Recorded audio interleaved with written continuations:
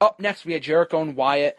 I saw a lot of people make the comments that, oh, Wyatt was buried on this show, that because he didn't win, it was the wrong move. I didn't really see that at all. If anything, I was ecstatic that Jericho won, because far too often does he come back and lose, and lose, and lose. And he won a lot more last year than he did in 2012. Don't get me wrong. I've checked out the stats. I remember his run. He beat Wade Barrett. He beat a number of people over the course of his 2013 run. He beat Fandango a number of times. He's beaten Sheamus. He's beaten Swagger. He's beaten a lot of people in his time in the WWE, specifically last year. He garnered a number of victories, so don't give me that BS. He never beat anybody.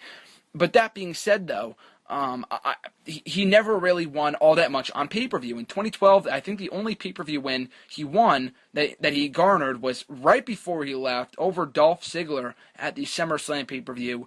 In 2013, let's see, he lost at Rumble, lost at Chamber, lost at Mania, won at Extreme Rules, lost at Payback, I think was the next pay-per-view after that, wasn't it?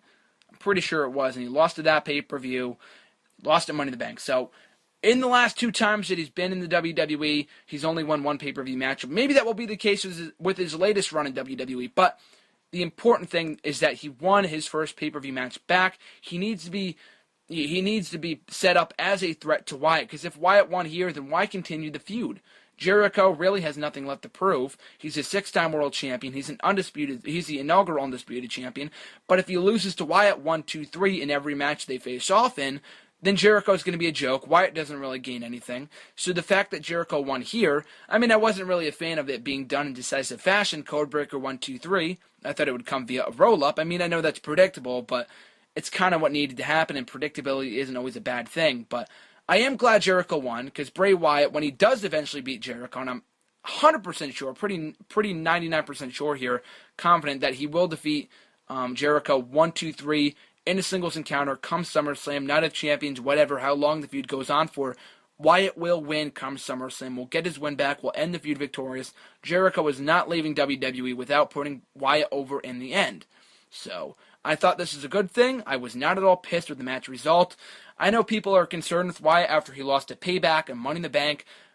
Payback, I could see that. I mean, I was pissed that he didn't win his feud with John Cena. That kind of seemed like a waste of time in retrospect. I mean, I know he lost to Mania. He had a terrible showing at Extreme Rules. It wasn't all his fault, but the booking of that contest was horrendous. And then he lost to Payback. So that kind of feud, that feud in retrospect was kind of a waste. And then the Money in the Bank loss was a multi-man contest. But like I said before, you got to look at the bigger picture here. Wyatt will go over in the end come SummerSlam.